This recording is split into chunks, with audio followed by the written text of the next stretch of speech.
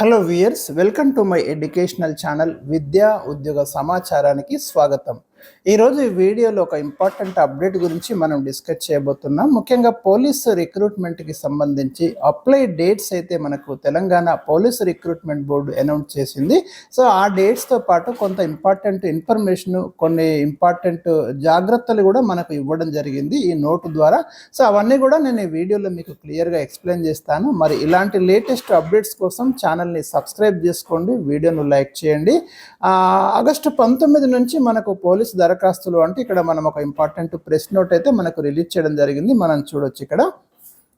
మీరు important dates గమనిస్తే మొత్తం ఈ 7437 పోస్టుల భర్తీకి ఆన్లైన్ దరఖాస్తు తేదీలను, ఫీజులను తెలంగాణ రాష్ట్ర స్థాయి పోలీసు నియామక మండలి వెల్లడించింది. అదొక పాయింట్. మరి ఏ రోజు మనకి స్టార్ట్ అవుతుందంటే అభ్యర్థులు TSLPRB అనేది ఏదైతే వెబ్సైట్ ఉందో దాంట్లో ఆగస్టు 19 నుంచి మీరు అప్లై చేసుకోవచ్చు. లాస్ట్ డేట్ వచ్చేసి మనకు సెప్టెంబర్ 9, 2026 సాయంత్రం 5 గంటల వరకు అయితే టైం ఇచ్చిండ్రు. ఆన్లైన్ అప్లికేషన్ తప్ప ఇతర మార్గాల్లో పంపిన అప్లికేషన్స్ అయితే స్వీకరించబోమని క్లియర్గా స్పష్టం చేయడం కూడా జరిగింది.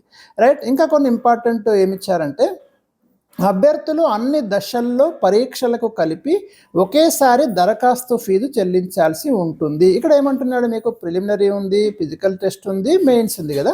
సో ఈ అన్నిటి కలిపి ఒక్క దరఖాస్తు ఫీజు సరిపోతుంది. అంటే మీరు సివిల్ కానిస్టేబుల్కి అప్లై చేసిండ్రు, దాంట్లో ప్రిలిమ్స్, మెయిన్స్, తర్వాత ఫిజికల్ టెస్ట్. సో మళ్ళీ అంటే మెయిన్స్ ఒకసారి సపరేట్ ఫీజు అనేది లేదు, ఒకటేసారి ఫీజు ఉంటుందని చెప్పిండ్రు. కానిస్టేబుల్ SI పోస్టులకేమో ప్రిలిమినరీ టెస్ట్ ఉంటుంది. అంటే టెక్నికల్ పోస్టులకైతే ప్రాథమిక రాత పరీక్ష ఉండదు అని ఇక్కడ ఈ తేడా గమనించండి. తర్వాత వచ్చేసి మనకి రాత పరీక్షలో అర్హత సాధించిన అభ్యర్థులకు ఫిజికల్ మెజర్మెంట్ టెస్ట్ ఉంటుంది, ఫిజికల్ ఎఫిషియన్సీ టెస్ట్ ఉంటుంది. మెకానిక్ డ్రైవర్ పోస్టులకు శారీరక కొలతల పరీక్ష, శారీరక సామర్థ్య పరీక్షల్లో అర్హత సాధించిన తర్వాత వాళ్ళకు ట్రేడ్ టెస్ట్ లేదా డ్రైవింగ్ టెస్ట్ అనేది కండక్ట్ చేస్తామని చెప్తున్నారు. ఇక ఫిజికల్ మెజర్మెంట్ కానివ్వండి, ఫిజికల్ ఎఫిషియన్సీ టెస్టుల్లో అర్హత పొందిన అభ్యర్థులకు ఫైనల్ రిటర్న్ టెస్ట్ ఉంటుంది.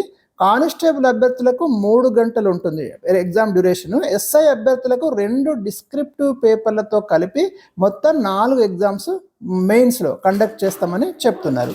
ఇంకా నియామక ప్రక్రియలో బయోమెట్రిక్ నమోదు కంపల్సరీ ఉంటుంది. ఫస్ట్ మీకు Part 1 ఆన్లైన్ దరఖాస్తు నింపుతారు కదా, అప్పుడైతే మీరు ఆధార్ పేస్ అథెంటిఫికేషన్ కోసము అభ్యర్థులు తమ మొబైల్ ఫోన్లో ఆధార్ యాప్ను తప్పనిసరి డౌన్లోడ్ చేసుకోవాలి. ఇది ఇంపార్టెంట్ అండి, కంపల్సరీ. ఇది క్లియర్గా మెన్షన్ చేస్తున్నారు, గమనించండి. ఇంకా మీరు ఆన్లైన్ దరఖాస్తు నింపేటప్పుడు ఏమైనా డౌట్స్ వస్తే మీకు వెబ్సైట్లో హెల్ప్ లైన్ నెంబర్లు ఉంటాయి, అక్కడ కాంటాక్ట్ కమ్మంటున్నాడు. దరఖాస్తు మీరు కంప్లీట్ నింపిన తర్వాత ఒక ప్రింట్అవుట్ తీసుకొని ఫ్యూచర్ రెఫరెన్స్ కోసము మీరు జాగ్రత్తగా దాన్ని పెట్టుకోవాలని చెప్తున్నారు.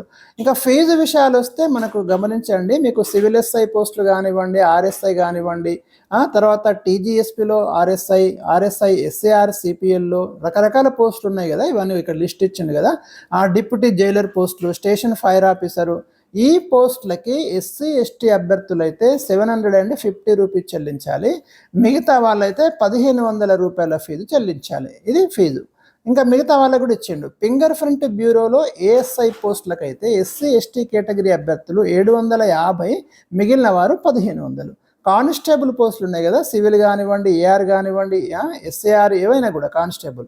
తర్వాత ఫైర్ ఫైటర్, జైలు వార్డర్, ఈ పోస్టులకు SC ST కేటగిరీ అభ్యర్థులు 600 రూపాయలు చెల్లించాలి, ఇతరులు 1200. డ్రైవర్ పోస్టుకు పోటీ పడే అభ్యర్థుల్లో అందులో SC ST అభ్యర్థులు 600, ఇతరులు 1200. ఎవరిది వాళ్ళకి ఇచ్చింది ఇక్కడ. పోలీస్ శాఖలో మెకానిక్ పోస్టులకు పోటీ పడే అభ్యర్థుల్లో SC ST కేటగిరీ అభ్యర్థులు 600, ఇతరులు 1200. సో ఇది మనకి ఫీజు వివరాలు కేటగిరీ వారిగా ఇక్కడ ఇవ్వడం అనేది జరిగింది. సో మీరు ఏ కేటగిరీకి చెందుతారో ఆ ఫీ పేమెంట్ అనేది ఆన్లైన్ ద్వారా చేసుకొని తప్పులు లేకుండా అప్లికేషన్ అయితే జాగ్రత్తగా ఫిల్ చేయండి. ఒకసారి మీరు అంటే తప్పులు నింపిన తర్వాత దాన్ని ఎడిట్ ఆప్షన్ ఇవ్వకపోతే చాలా ప్రాబ్లం అవుతుంది. గతంలో కూడా చాలా ఇబ్బందులు వచ్చినాయి. కాబట్టి 1కి 2 సార్లు అన్ని డాక్యుమెంట్స్ రెడీ పెట్టుకొని జెన్యూన్ ఇన్ఫర్మేషన్ మీరు అప్లికేషన్లో నింపే ప్రయత్నం చేయండి. మరి ఆగస్టు 19 నుంచి మనకు ఆన్లైన్ అప్లికేషన్ అందుబాటులోకి రాబోతుంది. అప్పుడు కూడా మనం వీలైతే డిస్కస్ చేద్దాం. మరి వీడియోను లైక్ చేయండి, షేర్ చేయండి. Thank you for watching.